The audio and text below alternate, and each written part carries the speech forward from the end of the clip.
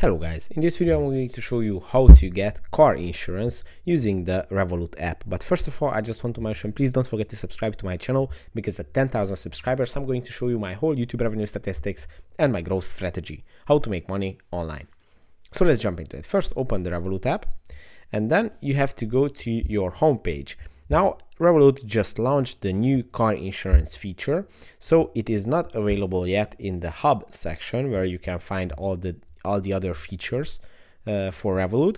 You can find the car insurance tab to see how it is going to look, and you can also sign up for this service.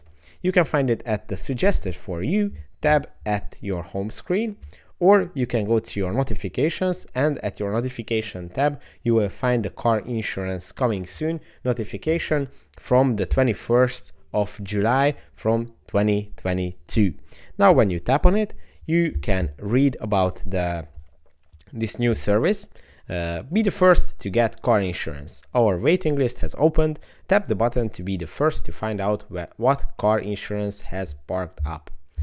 Get flexible, personalized coverage. Customize your car cover and payment options at a price that's just for you.